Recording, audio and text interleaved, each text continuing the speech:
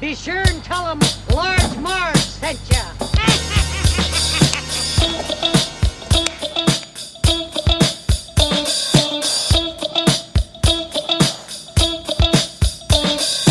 In the 90s, we were just teeny tykes. We liked our movies and our bikes. We wanted to be DJs, but we were just teeny gals. So we went off to college and we remained as pals. 20 years later, we're still watching flicks and we're bringing you the favorite bit by bit. Sweetie and Sweetie are here to say it's the Large Marge Santa's podcast. Hey.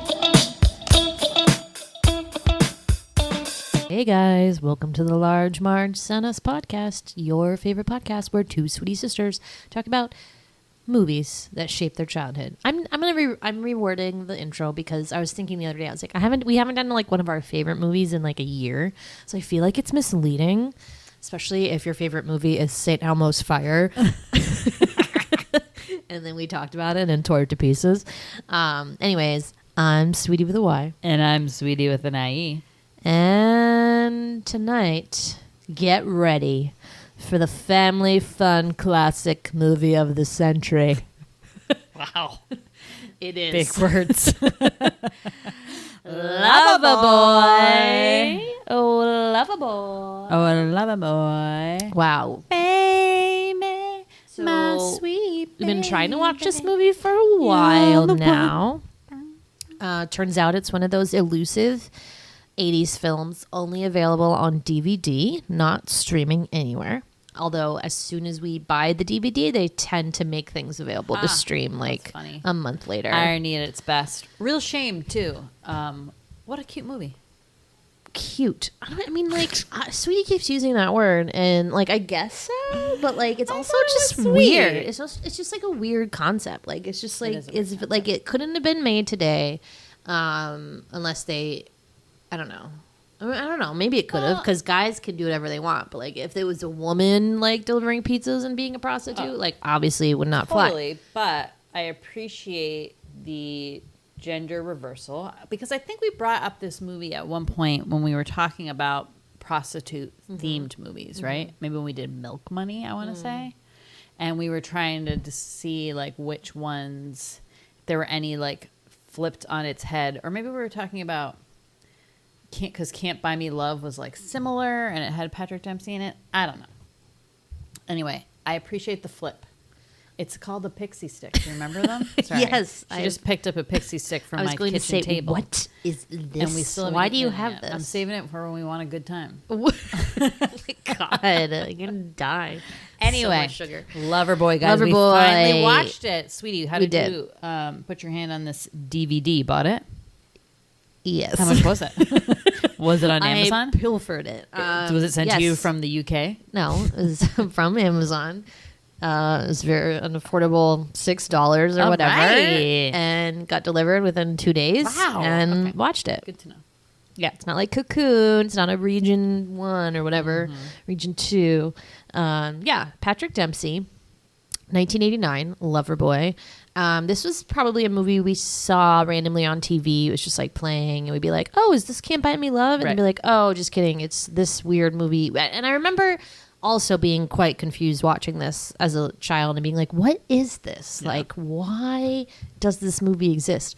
But it's very. I just remember.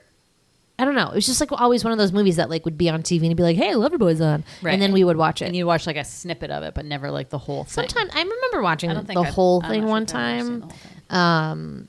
But yeah, obviously I had like a weird taboo like obsession with like sex in movies. So I think like this movie naturally was like, ooh la la, and there's not really very much sex actually in this. And I took me by surprise because I didn't really remember much of. I knew like the basis of the plot, not really the whole thing. I was surprised how little sex there actually was. He does have sex with some of the women, faux show, and there are some sex scenes, faux show, but not like any. You don't see any boobies, let's say. But yeah, it's really not about sex, if you will. No, but the thing that I think annoys me is that if this was a woman in this role of pizza prostitute, like she would be tarnished and like never more a person, whereas like the Patrick Dempsey character is like bettering himself, and like sleeping with all this women only made him a better person. Whereas like if a woman slept with a bunch of men, she would be a worse person. Okay, so that's one thing. We don't need to switch every movie on its, would a woman It's be just in a this fact. role? It's just a fact. No, Like it's the I know. weird, stupid But double standard. A woman directed this movie, first of all, which I think does give it a little bit more credit than you're really. giving it for. And also, this movie is more about examining, like, you wouldn't flip this movie on its head, because if it was a straight woman delivering pizzas and having sex with men, they would be doing it to have sex. The women in this movie were not doing it necessarily to have sex. They were doing it for companionship, right? So that's its own gender thing, and sort of examining the patriarchy, if you will, instead of like, just like the sexual dynamic, right? Because this movie is really about lonely women and what they're trying to get, and how they have shitty husbands and how they're trying to like fight against that, right? We're getting deep here, guys. By just having revenge sex with a pizza prostitute. That's what they thought it was going to be, revenge sex, but that's actually not what they wanted or needed, right? Well, so not they all of come them, to but some of find them out did. that Some of most them of them just wanted to be like listened to and treated nicely. Their husbands were dicks. That's like the main message of this movie, right? And that along the way, Patrick Dempsey like learns a lot, because he wasn't really treating his girlfriend well either, remember? Not well at all. Yeah, and he like learns about it too. So He learns about emotions. exactly. So I think there's more to this movie than yes, than of course. I'm just saying that it is always a double standard, that men are okay to have as much sex or do things as they want, and is like if women do that, it's like tarnished. They're tarnished. Yeah, I know, but we're not. Let's not do that with every movie that we do, because it's just going to get exhausting. I'm just bringing it up. I'm just saying that's the thing I think that makes me upset. Okay. God, So when did you become not on my side? I am on your side, but I'm defending this movie. So awkward. So Loverboy, 1989, starring Patrick Dempsey, cute gangly one. If I ever saw one. I forget if this was before. This must be after Can't Buy Me Love. So he, was known for that. I'm sure it was an excellent candidate to be cast in this role. Similar sort of situation, though he's really not a geek in this one. Whoa. Sorry, I dropped my mic. Mic drop. No, he's a punk. Yeah. Which like goes right out the window almost immediately. Like that persona. Yeah. Doesn't really. Could he not be a punk when he was delivering pizzas? Was that like why he had to? I mean, I don't think take that the sun goes with the Senor Pizza motif. Yeah, good question. Yeah. Good question. Yeah. Yeah, that was such a weird choice. It It didn't add anything to the story. I don't I think understand they why. only used it so they could have that crazy party in the beginning with But, his like, punky friends. It's not that like only punk people have parties in college. Like none of the people that came to that party were like Stereotype. punks. Like they were like pretty normal college kids. So it doesn't really make sense. Maybe Patrick Dempsey just wanted to have spiky blonde hair, but like that hair goes away almost immediately. Like when did that happen? I missed that. I don't know. And that hair was hilarious. He like makes, I don't even know what they were, like little. There's a fly. There's a fly in here. I hate it. It's really bothering me. God, they're learning so much in this episode about my house. What's need in a this swatter. kitchen. We used to have a swatter and we can't find it. Anywho, God, we're sidetracking like, whoa. Who else is in this movie? So Kate Jackson plays his mom. Kate Jackson was... Did you get it? No. Kate Jackson was one of the original Charlie's Angels. Oh, yeah. And then also, does anyone remember this movie where her and Lori Loughlin, might have been a Lifetime original movie, she plays this nurse who, like, I guess it was based on a true story, who, like, would tell moms their babies had died and then steal the babies. Do you remember this? No. She would like drug the moms, and when they woke up, they'd be like, "Oh, I'm so sorry. Like your baby died in childbirth." And they can't see the baby. And then she'd take a baby from the morgue and like, yes, switch it for that baby, and then take the live baby home. It was really, really weird. Look it up. I'll look it up. Anyway, Kirstie Alley as her best snappy, like hot, attractive lady self. That's just like her persona. I've come to realize, I think, right? She acts very similar to the way she does in Look Who's Talking, the Molly character. Carrie Fisher, who I thought had and wanted to have a larger role, but she's really on it for like a hot second. Just a little bit. Yeah, she's so cute. Just a little bit. Nancy Valen is, I think, the love interest Jenny. Jenny from the block, in a very famous episode of Saved by the Bell, where she plays this like substitute school nurse that Zach Morris falls in love with, madly in love with. So that's what I remember her from. But yeah. And don't forget Dottie from Dottie. Pee-wee's Big Adventure. E.G. Daly, who's also the voice of Tommy Pickles. Tommy Pickles. She's got a nice set of gams at the dance scene at the end. I was like, nice, Yeah. nice gams. Good dancer, too. Good dancer. Yeah. So, yep, those are like the main ladies. I forget. I don't know if his friend is anyone famous, that like blonde guy. I don't know, with but the I think I scary love haircut. him. Yeah, he's funny, huh? I think I'm in love with him. Really? Just attractive or just like Yeah, his I think I have always been in love with him. Is and his name Joe? No. Could be. Why not? No. Joe/father? No. That's the father. Okay. Like, I don't think so. Sal? Yeah. Sal? Bernie Colson? Bernie. No, sounds like the owner of Senor Pizza. That's like an owner of Senor Pizza's name. No, right? Maybe? Yeah, that guy. Well, His I'm name was Sal? only in love with him in his Senor Pizza costume. Yeah, he's kind of cute. I don't know. I vibed. Oh my I vibed God, with all him. you need to know, trivia, was roommates with Brad Pitt for a time What? when they were both trying to make it as actors. Cool trivia fact. He must feel sad. Yeah. Poor Bernie. But yeah, that's it for peeps in this, right? Yeah. What else? I don't know.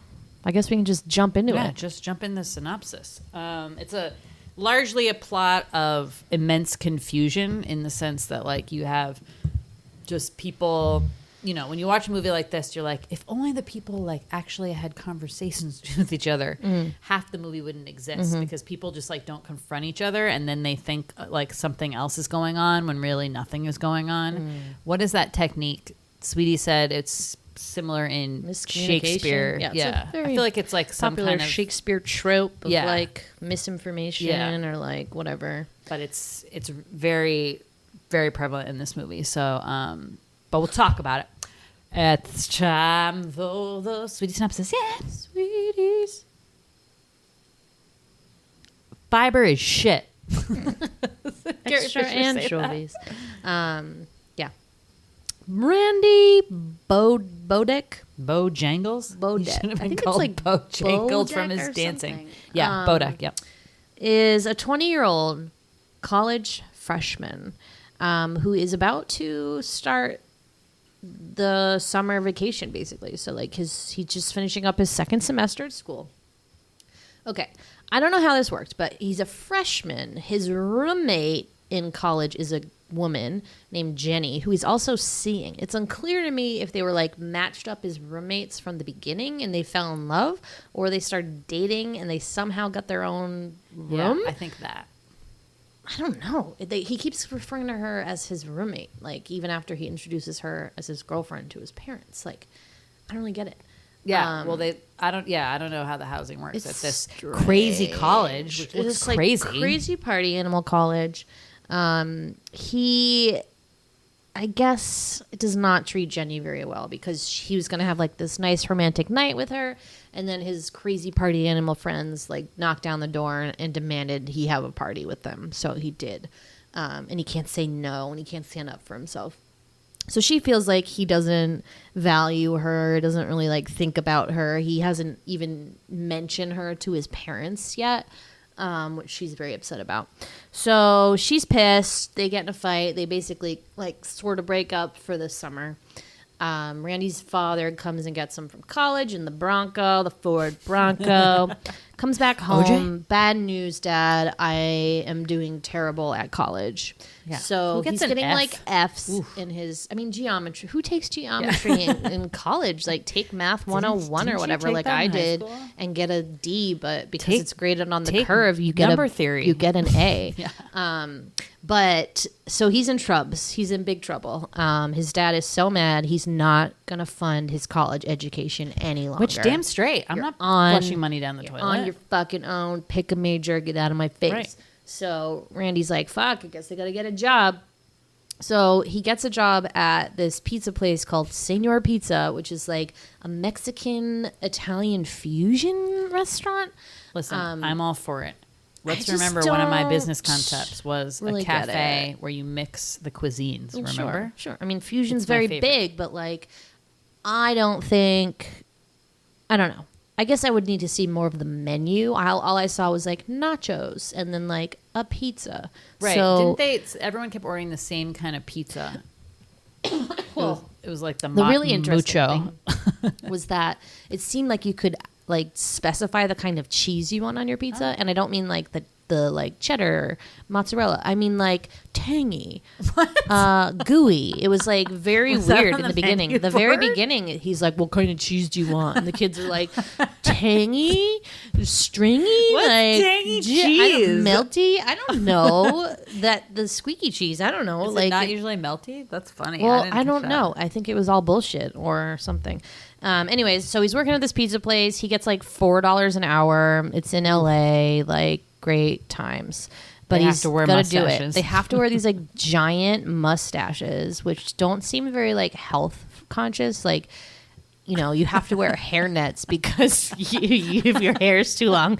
And then they're like, here, wear this giant fake mustache. Like, how many people found fake mustache hairs in their pizza? That's what I want to know. Also, it seems incredibly racist. Oh this yeah, place. I mean, this place, yes, definitely like stereotyping Mexican Americans or just the Mexicans. guy isn't even Mexican who runs it. He's not. No, of course not. He's just like some Italian guy whose name should be Sal, but it's not. And it's just a weird place. I mean, this whole movie is like pretty much a stereotype, so we can't knock that too much because it's like the tip of the iceberg. But yeah, so Randy kind of hates it until one day he's delivering a pizza.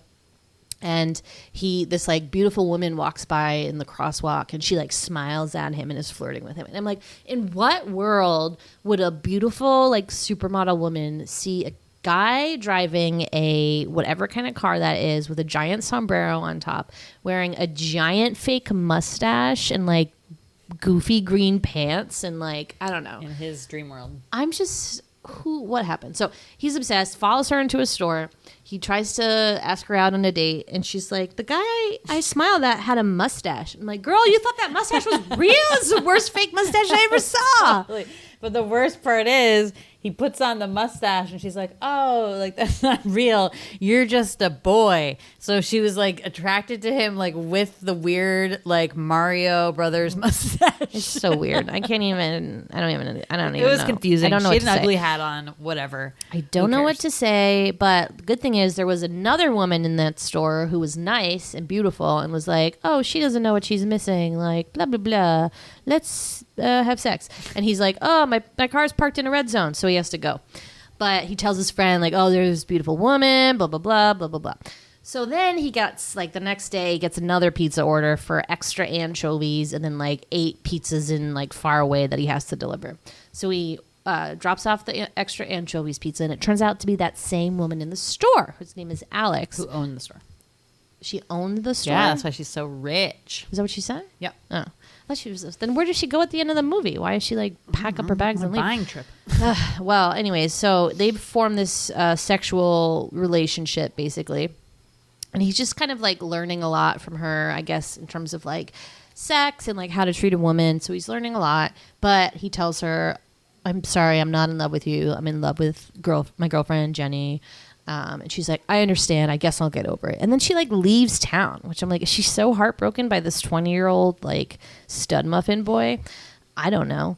But the last encounter they have together, she gives him $200. Well, he tells her like the conundrum that he needs money. He's working this job because he needs money to pay for his tuition. He wants to go back to school so he can be with his girlfriend. Right. So she gives him $200, which is like, whoa, prostitute. But she convinces him to keep it. So I wonder if that's the going very rate exciting in 1989 for prostitutes. Probably. Seems like a lot of money. Seemed like similar in Pretty Woman. No, Yeah, maybe, I don't know. Was it 100? Well, she chalked that price up Right. quite a bit after. But anyway, she tells him, he's like, will I ever see you again? She's like, look out for extra anchovies or whatever on pizzas. So he's like, okay, cool. So whatever, a week or something goes by, an order comes in for extra anchovies. So he's like, oh my God, it's Alex. I get to see her again and have sex. Cool. So he goes to the address. It is not Alex. It is another woman. And she's like, Alex gave me this... Oh, not his number. Well, I guess the Senor Pizza number, but like the instructions to order extra anchovies, you get sex. And so he's very thrown off at first and like kind of uncomfortable, but then he just lets it happen and gets more money. So now he's basically starting this like enterprise of information, because what's happening is the women are having these experiences with him and then telling their friends. And so word of mouth is spreading like wildfire.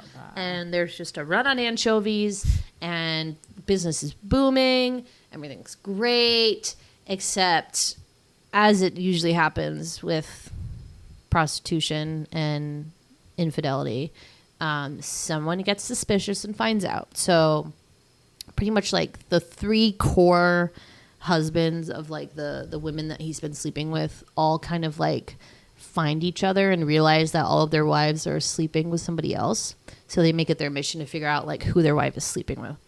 So it becomes this whole thing, and this is the whole like miscommunication, like bad info or whatever. So there's that whole subplot. And then there's another subplot where Randy's father thinks that Randy is gay because his buddy at work, the Italian guy, like brings over his suit, and there had been this thing where Randy was like, I'm sleeping at my friend's house, and he was actually with Alex and making like sex noises. And then she's like, keep it in. The dad grabbed the suitcase of the girlfriend because they live together, so it has all this like lingerie in it. Wow, she had a lot of lingerie. Yeah, it was only lingerie. It was only lingerie. And so he opens up, like thinks it's Randy's, and he's like, oh no, my son is, a cross-dresser. Or this dad likes to call him a fruit or fruity, which is like such a 80s terrible, homophobic word. The dad is like a psychopath, first of all. It feels very strange. You would think in a movie like this, they have one son, only child. The mom would be a little bit more of that person, like, oh, like in his business. The mom is cool as fuck, okay? She just cares about him, wants him to do his own thing, The dad is like up his butt. I don't know what is wrong with that dad, why he's so possessive. It's weird, right? Mm-hmm. It's weird. Yeah. I don't know why they made the dad that character. Because he's a homophobic loser. Yeah. But his whole thing, like he and his wife, so Randy's dad, like aren't really getting along very well. I think that the dad's spending a lot of time at work or like getting drunk for no reason and like accidentally. He's getting drunk because he thinks his boy is fruity. Oh, he's right. All depressed. He's so upset. So eventually another miscommunication or misinformation. Randy's mom thinks that his dad is having an affair with his secretary, which isn't true. So there's that whole side plot. And then the Jenny thing, obviously in the back of his mind, Randy is still like trying to get back to Jenny is like his overarching goal. So that's like all the chaos. Oh, and then there's this douchebag guy from college who like is on to Randy and is like, I know your secrets. Jordy? Yeah. Knows that he's like sleeping with like beautiful women. So he's after Jenny himself, and so he wants to like tell Jenny basically what he's been up to. Jory. Cool. That's name. Real. That's a real name. Yeah. So a lot of little plots happening, but basically it all comes to a front because of the parents' 20th anniversary party at Tiki Joe's hotspot in LA. And I mean, everything comes to a head. So, like, all the jealous husbands show up at this party, like, trying to come after Randy, who they figure out is the pizza delivery guy after they mistaken him for Jory.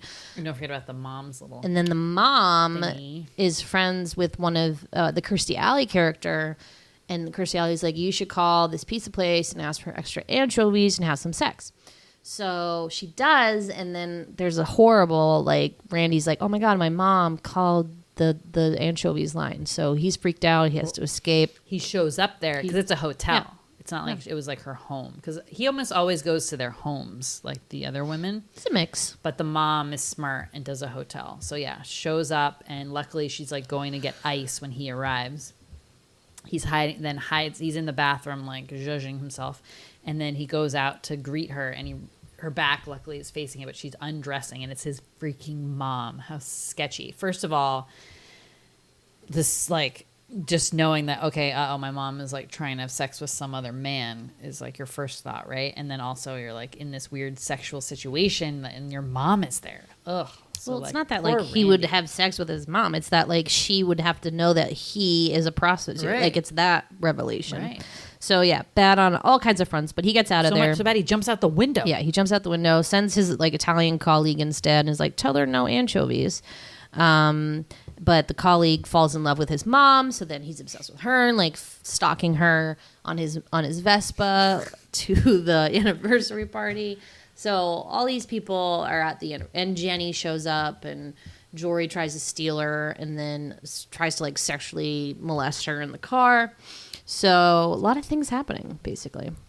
But now everybody's at the anniversary party, and finally some truths get revealed. So first, Randy and Jenny like have a little discussion, and he tells her what he did, and she's like pretty upset, but basically forgives him. Fine, whatever. Which, like, I'm really surprised she did, because the way she phrases it, kind of like what you were talking about in the beginning, how, like, she is like, well, like, what if I went away for a summer and slept with, like, a ton of dudes and then was like, hey, like, but I did it for you. Doesn't make any sense. Like, what guy in his right mind would be like, okay, great. Like, what a way to show your love. Doesn't really make any sense. So, but they, he is, I guess, more sensitive and understands like what she wants now, which he didn't before. So I guess maybe that's kind of what turns her over. And finally, he introduces her to his parents, which I guess is like the final like happy thing that she's been waiting for. So they're all good. The husbands actually get put in jail because they caused quite a ruckus at Tiki Joe's. Fights, throwing pianos out windows. Never a good thing to do at Tiki Joe's. So they're all in prison, and their wives bail them out, except for one who decides to keep him in there because he's a flaming asshole. And so that's that situation. And like they get back together. The other two women get back together with their husbands, and their love is reignited. So that's very sweet. The dad finds out, that Randy's not gay, so that's cleared up. And were there any other lingering subplots? Oh, I think that his buddy at the pizza place ends up with Jory's mom is like the other big thing that happens at the end. So That's Jory's mom? Yeah. Wow. So that's it. And then Wait, you said the dad's going to pay for the college now? oh, and the dad changed his mind. Is like, I guess you do know what you're doing in college because your roommate's with this beautiful woman. So I will give you money. And so he's back to being funded. So hopefully he can get his grades up. We're all rooting for you, Randy. Yeah. Will they make it? I don't know. I don't know how colleges work in movies, but like in my college, like you didn't have the same room the next year. So like, I don't know how that worked. Maybe they'll get like an off-campus apartment or something. Yeah, I hope so. I mean, I don't understand, like you said, how that worked at all. They like by the third semester, he was able to get like a whole new dorm room, and then they could live together. I don't know. I've never heard of that. No, she said that she had been his roommate for the year, like the past two semesters. Oh, so that's from the very beginning. Yeah, that's weird. I don't know. What is this college? Maybe they thought she was a man. I don't know. Vic. Remember, he would like his dad would call and he'd be like, "Yeah, my roommate Vic." I mean, that was his big thing, right? Like the only reason they weren't really getting along was that for some reason he like couldn't tell his parents he had a girlfriend. Wouldn't they be like? It doesn't really make thrilled? sense. Yeah, I'm unclear why he couldn't tell his parents. Yeah, I don't know. Or in that, but because his grades were bad, they'd like blame the girlfriend. I don't know. Whatever. So it's a sweet movie. It was only an hour 40 minutes, but it felt kind of long. I don't know, it dragged a little bit at the end there, or maybe it was in the middle. But in general, like sweet. If you're thinking about the message just being like you know, a young guy who really looks like so young. I mean, Patrick Dempsey is like skinny as fuck in this, and he looks maybe like 17. He's supposed to be 20. Okay, that's not that far away, but you know, learning from these women how to like treat women and be good to them. So they have like a couple like main women. So you have the one in the beginning who owns the store, who kind of teaches him everything, and then he kind of uses that for the other women. So then there's this Asian woman who's married to this like god awful inventor. Like, what the fuck who's that guy? He's like a hunter. Yeah, he's crazy weirdo. And she's really unhappy. And they do have Rodney Dangerfield. Yeah, he does. And they have like a lot of sex. So theirs is more like sexual based. I guess you could call it sex, but it was really like they were just like pushing each other around. Like, it was very weird. Yeah, so I think she had some kinky dreams and kinky shit going on. And the next one is the Kirstie Alley one, who really only wants someone, like, she comes up as a bitch at first, and she's a doctor. She really just wants someone to ballroom dance with. So that's like a good chunk of the movie. He really gets into it and ends up loving ballroom dancing.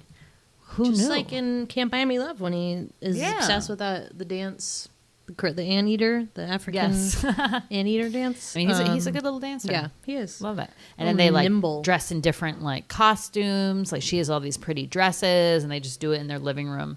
Debatable whether they have sex. I don't know. Yeah. Who knows? Who knows? Who knows? Who knows? And then who's Carrie Fisher? Carrie Fisher is the wife of this bodybuilder, and her thing is like he's working out with these like hot, blonde, super fit women, and she's just like this frumpy. She's not frumpy, but like she considers herself frumpy. A woman who likes to eat real food and not just fiber. So she's sick of that. So that's that situation. And what she wants is just to feel pretty and like loved. So he like takes her picture, makes her feel like $1 million, basically. And then they do little shots of all the other women, so they don't get names or like a character. But for instance, like, he learns how to do like a really nice massage. So he does that. He's like feeding a woman an ice cream sundae. What are some of the other things? I forget. There's one woman who actually really is ordering extra anchovies on a pizza, not for sex, but for children. And so there's a close call. What kids are like that? LOL. Nothing else really sticks out, but he makes, I don't remember like how much money he supposedly made through all these rendezvous, but he needed lot. Like $5,000 or something. That's it. I know. Jeez. College, 1989. Jeez. But what happened to all that money at the end? He said he's going to give it back. Give back to who? Who? Yeah. The pizza place? The husbands? Like, what? So, yeah. And then, this also didn't make sense. So in the beginning, they're just giving him $200 cash every time he shows up, right? But then his friend's like, we need to start accepting credit cards. So then they like charge it like they're paying the pizza place.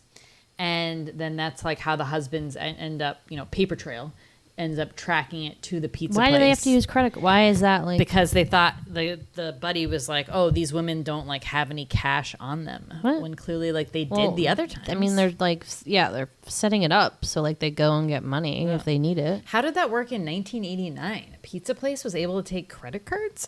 Well, you don't know, the thing where you like. True. But like a delivery? And then like $200? Like, yeah.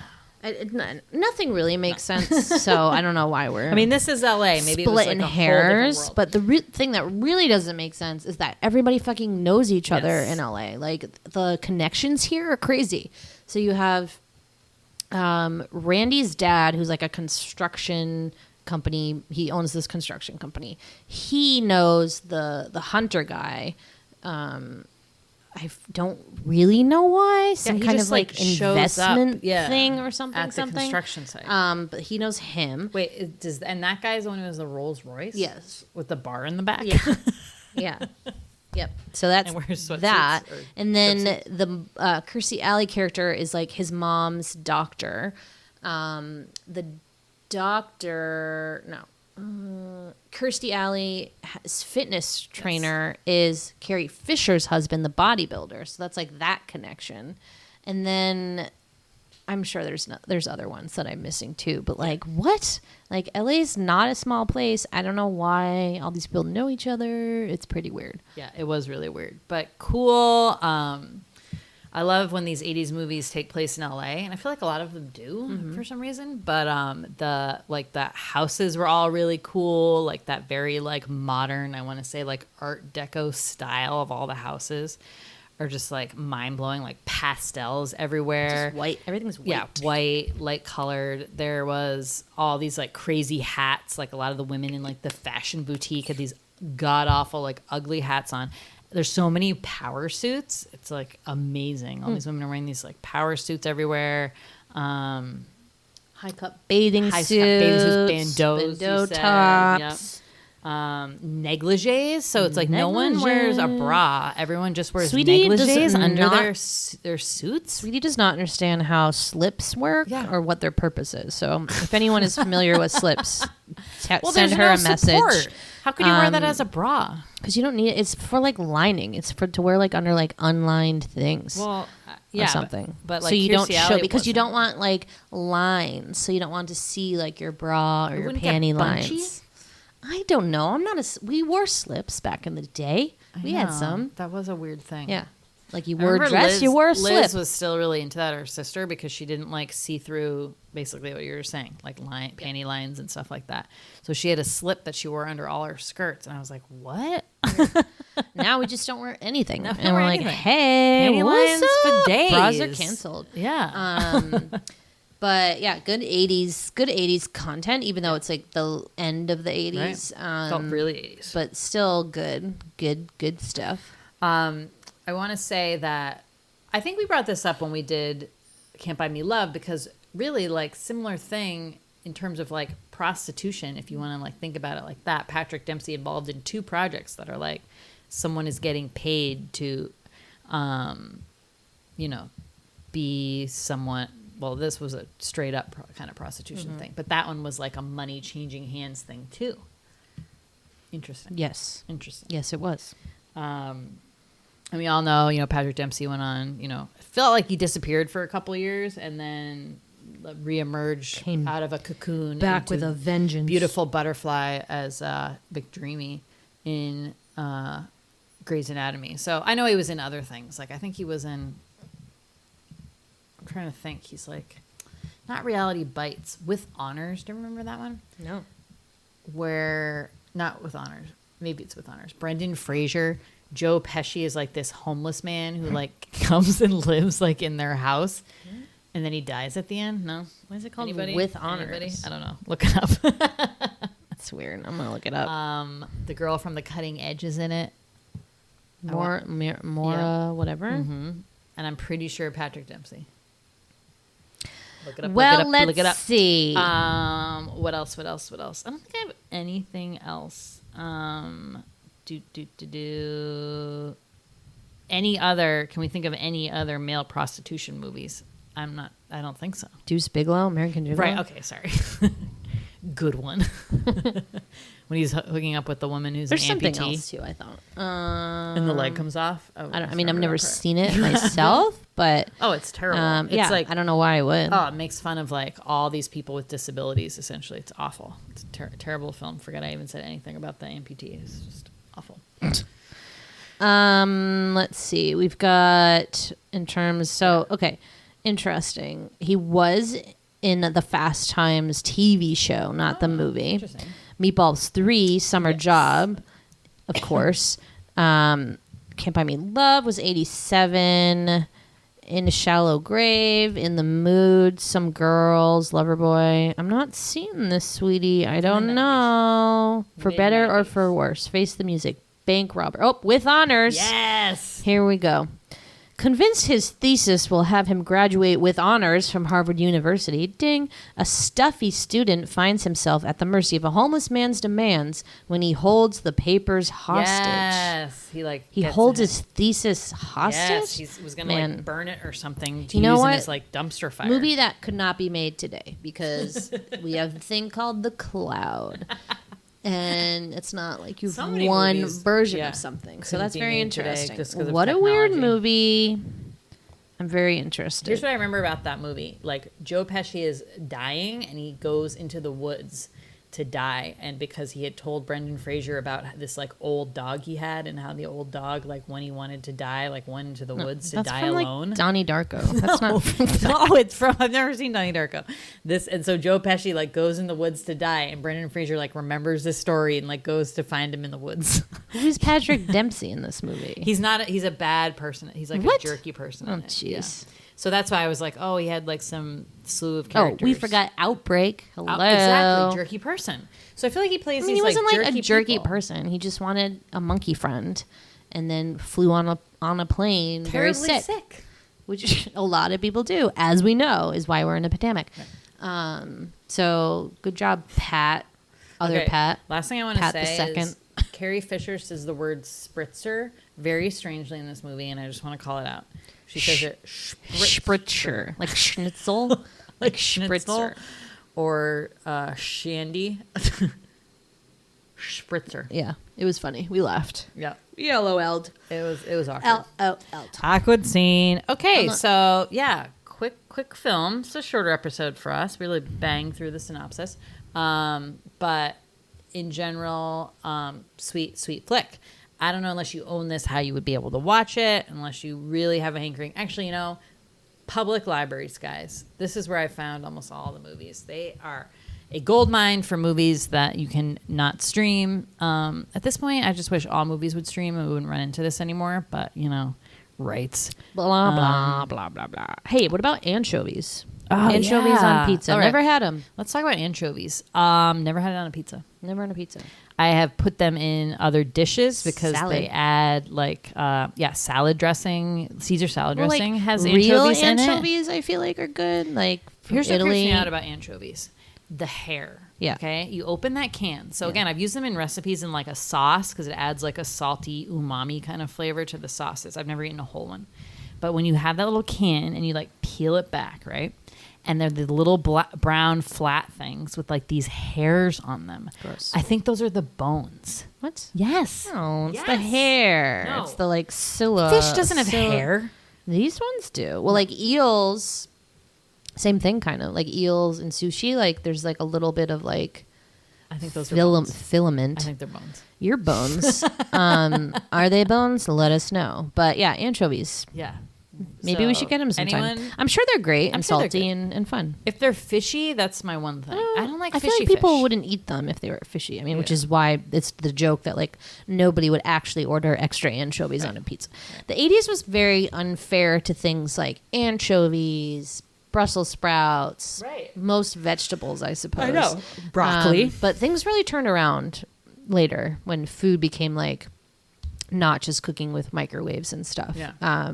I mean, wow, did Brussels sprouts get a new life? Man, are those... I'm happy for them. But you know what popular. else? They changed how they tasted. So, like, they did taste sharper and tangier when we were kids. How did they used to be prepared, I guess? Mostly boiled, probably, which is like the worst preparation like of all time. They're stinky. They smell like feet. Yeah. So there you go. They still are. Not a recipe for When success. I eat a Brussels sprouts, I love them, but there is still like a feet aspect to it for sure. That's why you just got to put bacon in them, and everything's They're fine. still good. I mean, it's like a mini cabbage. If you like cabbage, like It's Brussels a cabbage. Yeah.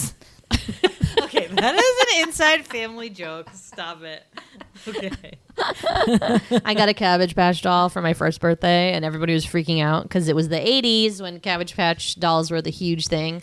So 1987. everybody's like freaking out. It's a cabbage! It's a cabbage! Well, remember, there's that one guy, Patrick, who was at the party. This Patrick. like one lone Oh my male. God. Like he was probably like 10 years old or something. Love him. I don't think he ended up being gay, that guy, but he seemed like a gay 10-year-old.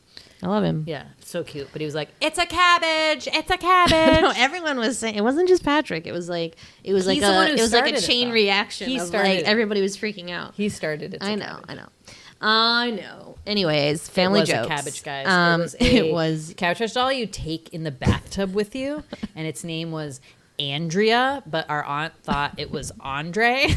Welcome to Andre's entire life. She's like, well, it's close. I'm like, oh God, it's not close at all, Joanne. It's Our not. mom was like, no. Oh well. Anyway, good stuff. It had a little bathrobe. It and was had super- it was cute. slippers. Yeah. Oh my God, so cute. It was cute. we'll post a video. It's a cabbage. Anyways, yeah. So, hey, have you seen Loverboy? Come find us on Twitter at the Sweetie Club or on Instagram at Large Marge Sent Us. Thank you, as always, for listening. Bye. Bye. Jory, rape artist. Definitely.